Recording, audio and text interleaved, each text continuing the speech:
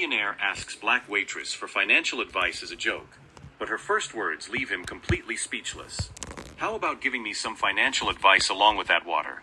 asked David Richmond, not even bothering to look up from his phone as he laughed at his own joke. The Chateau Laurent restaurant in the heart of Manhattan was known for catering only to New York's elite, and he was used to being treated like financial royalty.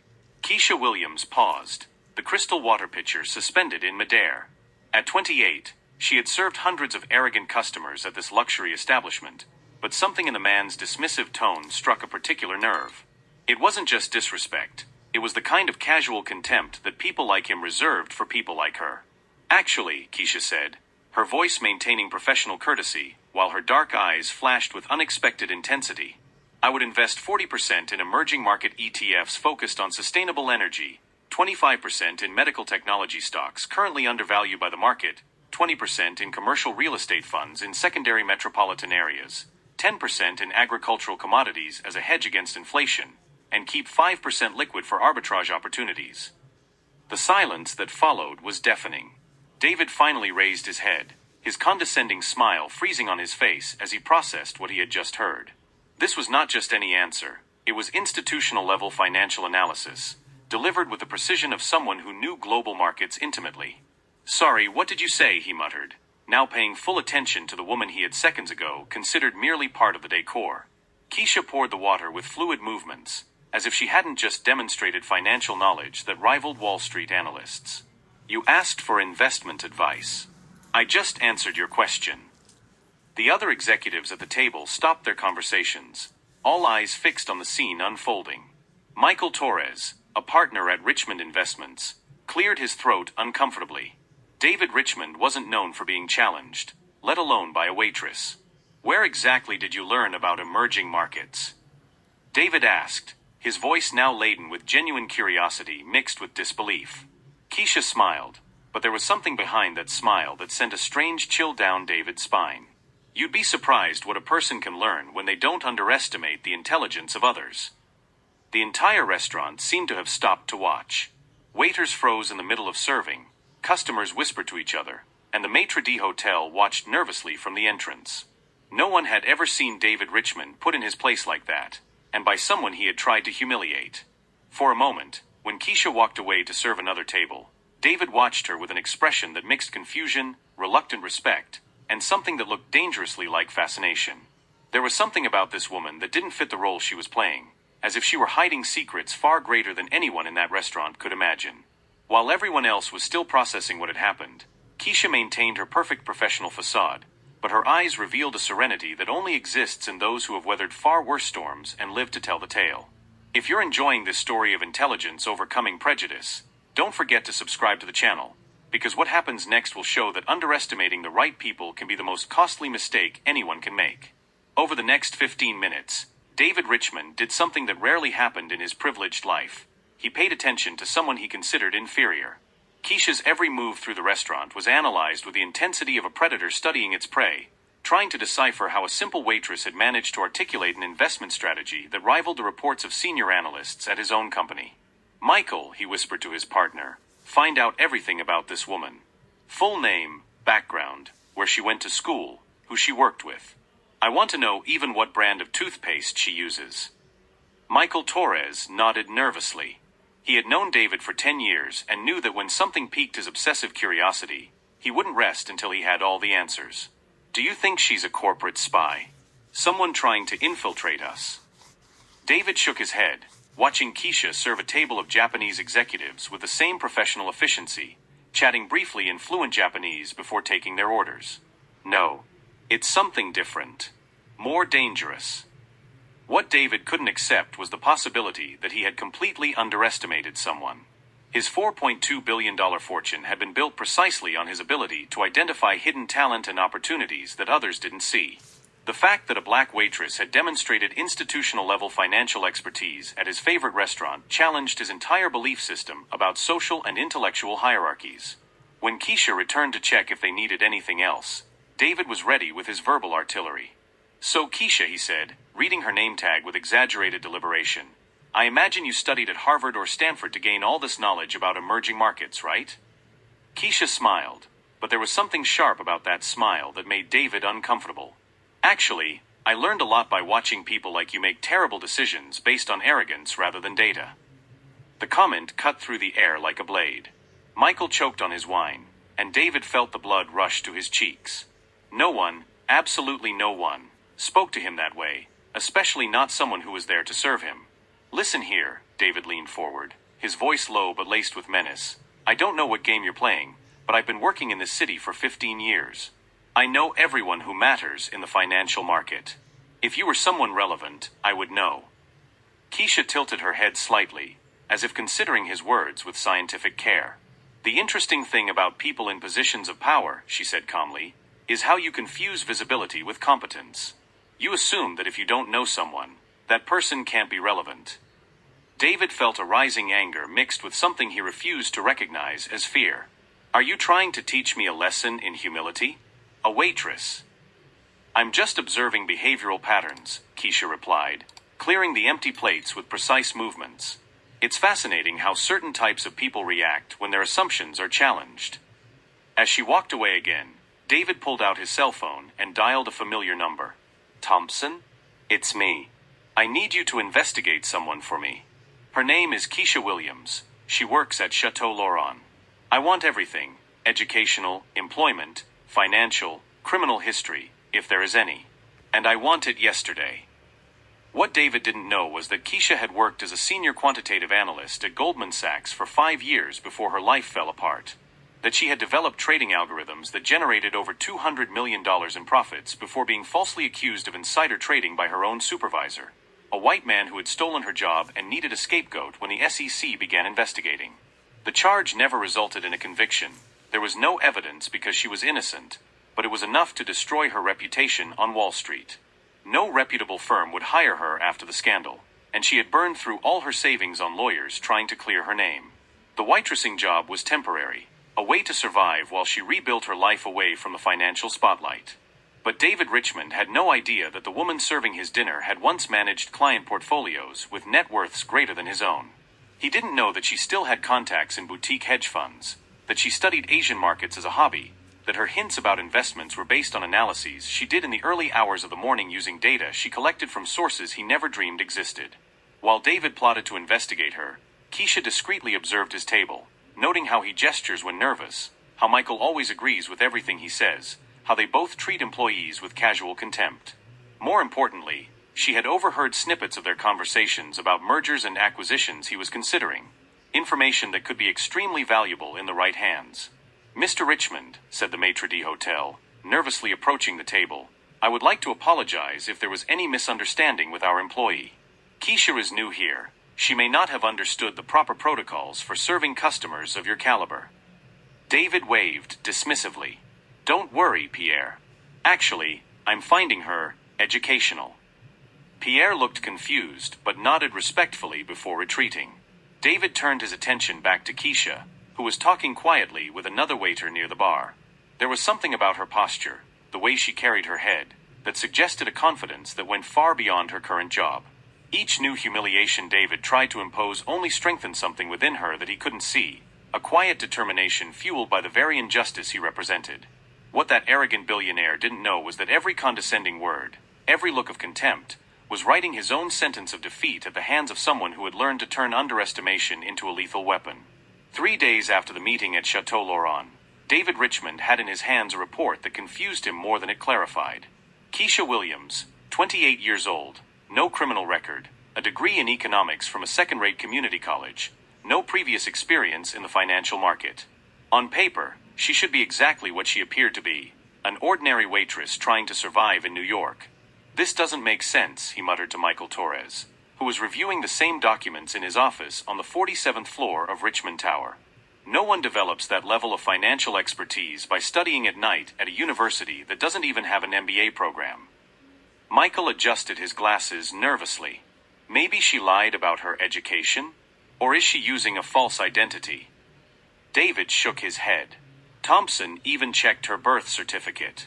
Keisha Williams exists, but it's as if her real life only began 5 years ago. Before that, there's almost nothing. What David didn't know was that at that very moment, 2 blocks away, Keisha was sitting in an inconspicuous cafe on the Lower East Side, her fingers flying over the keyboard of an old laptop.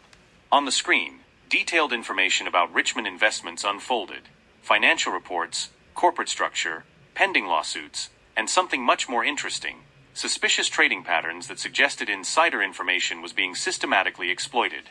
"Found anything interesting?" asked a familiar voice behind her. Keisha smiled without turning around. "Hi, Marcus." Punctual as always.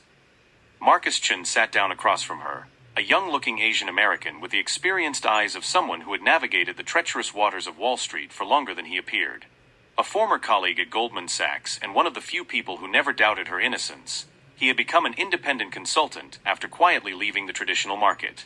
"Richmond is investigating you," Marcus said bluntly, sliding a brown envelope across the table. "My contacts say he's obsessive.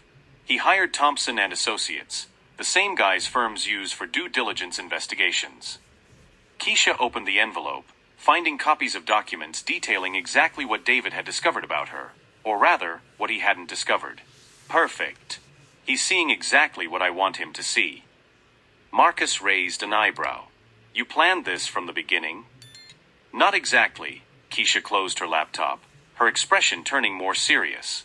"But when he humiliated me at that restaurant, I saw an opportunity. Men like David Richmond have a giant blind spot. They can't accept that someone they consider inferior could be smarter than them." Over the next few days, David intensified his personal campaign against Keisha. He began frequenting Chateau Laurent regularly, always requesting a table in her section, always asking seemingly casual questions about markets that no waitress should know about. His attempts to catch her in a contradiction became increasingly obvious and cruel. "So Keisha," he said one Thursday, interrupting her as she served a nearby table, "I read today that the Asian currency market is unstable. What's your take on the impact on commodities?" Keisha paused, pretending to consider the question with the care of someone trying to impress.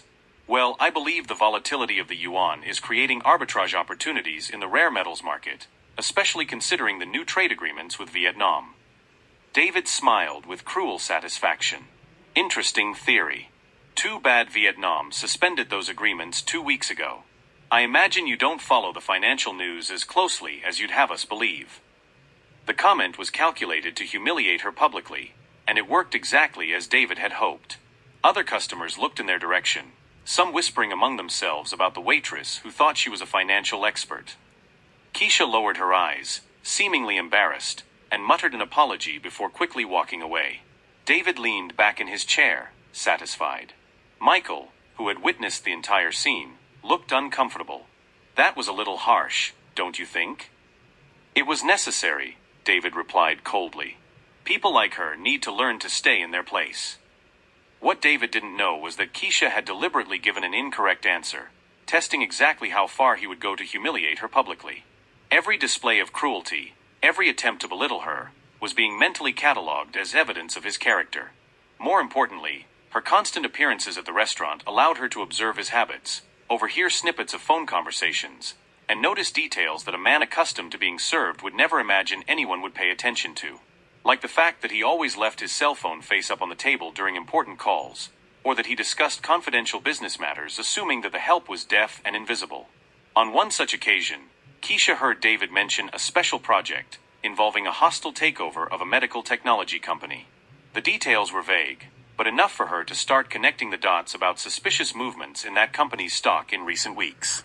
"He's setting up something big," she reported to Marcus during another discreet meeting. "And based on the trading pattern I've identified, there are at least 6 instances of possible insider trading over the past 2 years. Marcus whistled softly. "Those are serious accusations, Keisha. We need solid evidence." "I'll get it," she said, her eyes shining with a determination Marcus recognized from the old days.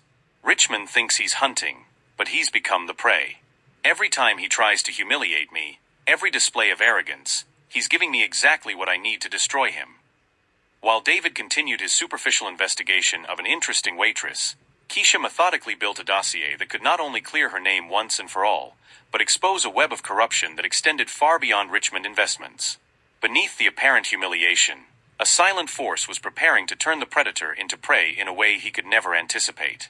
The trap closed on a Thursday, exactly 3 weeks after the first meeting at Chateau Laurent. David Richmond stood in his conference room, surrounded by eager investors, presenting the final details of the hostile takeover of the medical technology company that would be the deal of the century for Richmond Investments. "Gentlemen," said David, pointing to the charts on the screen, "our analysis indicates that Biotech Solutions is significantly undervalued. With our offer of $2.8 billion, we will have complete control of a company that is easily worth twice that amount." The Asian investors present at the meeting seemed impressed. It was exactly the kind of opportunity that justified the enormous resources they were prepared to invest through Richmond Investments. That's when the door to the room opened without warning. David looked irritated at the interruption, expecting to see his secretary with some minor emergency.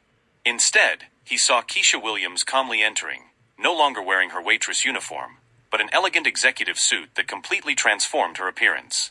"Sorry to interrupt," she said, her voice carrying an authority that made everyone in the room turn instinctively. "But I believe there is some crucial information you need to know before signing any documents." David felt his blood run cold. "What the hell are you doing here? Security." "Don't worry, Mr. Richmond," Keisha smiled, placing a briefcase on the conference table. "I won't take long.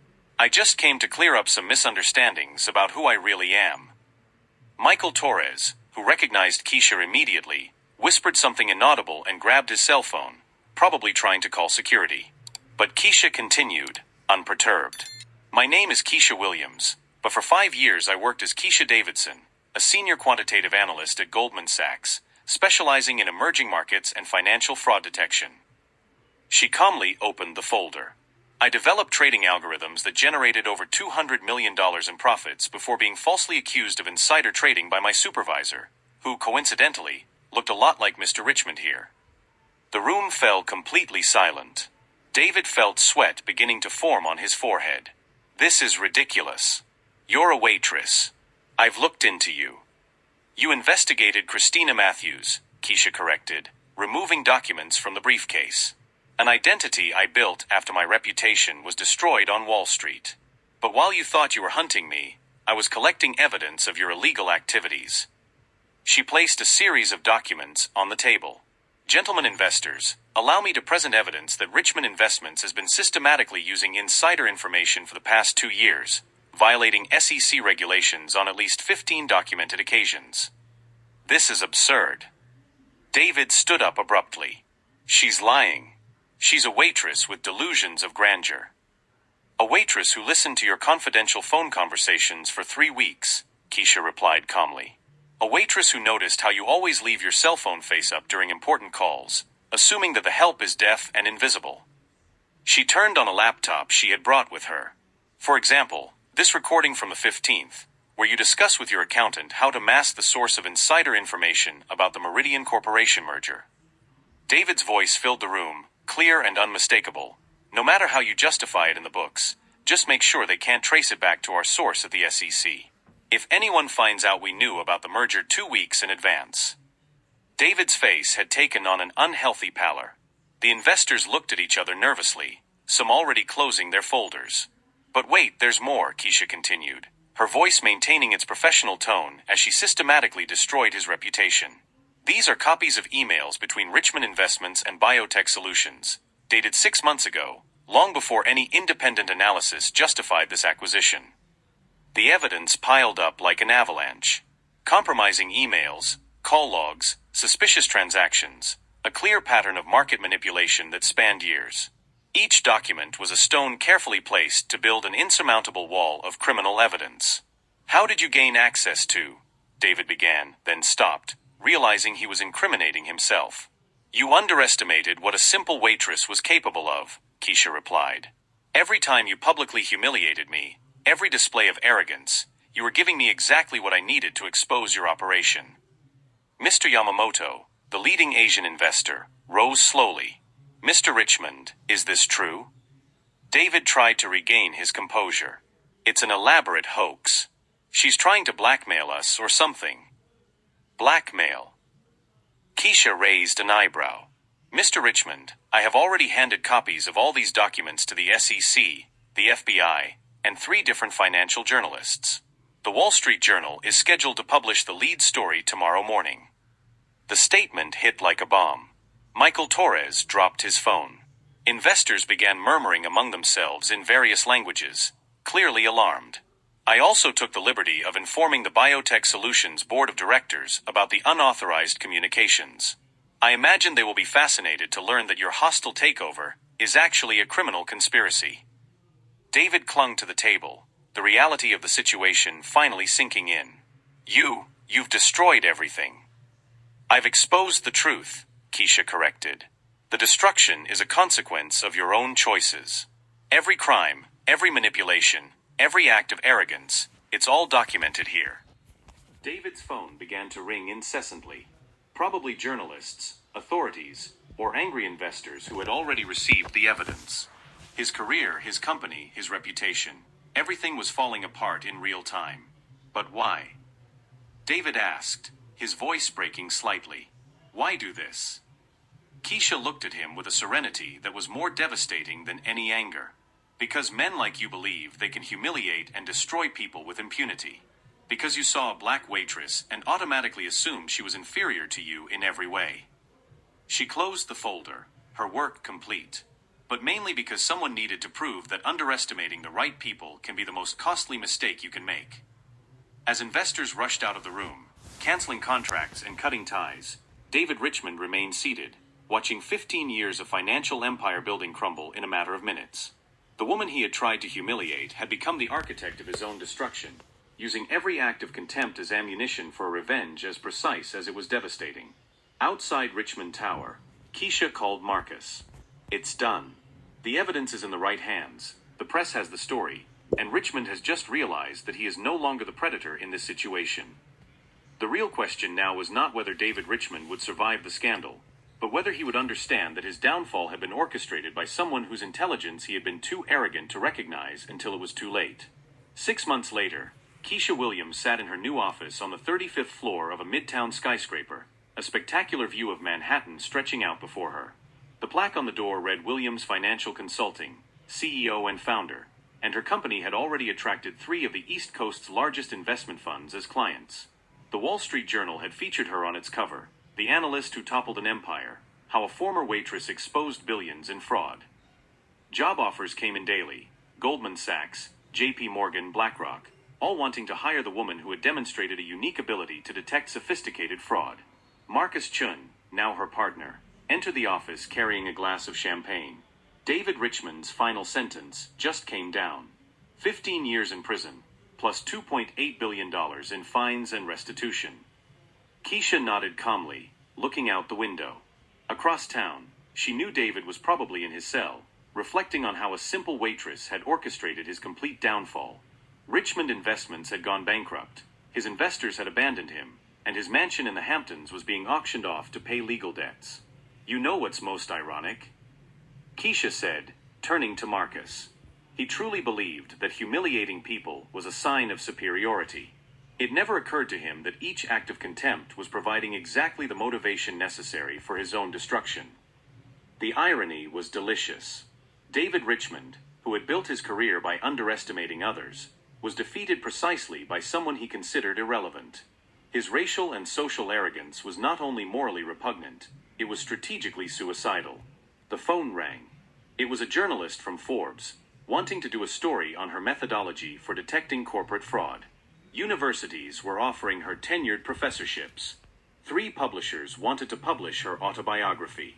Keisha Williams turned 3 weeks of waitressing at Chateau Laurent into the biggest financial fraud exposure of the decade, the journalist had written. Her ability to maintain her composure under discriminatory pressure while secretly gathering devastating evidence redefines what it means to turn adversity into strategic advantage. Pierre, the restaurant's maitre d' had called the week before. Miss Williams, we would like to name a dish after you. Perhaps something about justice served cold. Keisha laughed at the memory. Even Chateau Laurent was capitalizing on her story, attracting curious customers who wanted to dine where the billionaire waitress had worked. David Richmond, meanwhile, had become a complete pariah. Former colleagues crossed the street to avoid him. His Twitter account had been suspended after a series of bitter posts about false accusations that only strengthened the evidence against him. His ex-wife had filed for divorce, taking half of his remaining assets. The best part, Marcus noted, is that he created the very monster that destroyed him. Every public humiliation he imposed on you strengthened your determination to expose him. Keisha smiled, remembering the exact moment when David sarcastically asked for financial advice. He thought he was toying with a helpless victim. In reality, he was feeding a predator far more intelligent and patient than he could ever be. The story had become legendary in financial circles. Lectures on the Richmond Syndrome, when arrogance and prejudice blind executives to real threats, were given at business schools. The case became a mandatory study on how underestimating people can literally be the most expensive thing anyone can do. Keisha opened the drawer, pulling out a framed photo, her serving David at Chateau Laurent, captured by a customer who had posted it on social media. It was a daily reminder that real strength doesn't need to shout. It whispers, observes, and strikes with surgical precision when the moment is perfect. David Richmond tried to humiliate a waitress, but ended up creating his own nemesis. Keisha learned that true revenge isn't repaying the damage done. If you watch and listen this far, please subscribe, share, and like my videos. Thank you.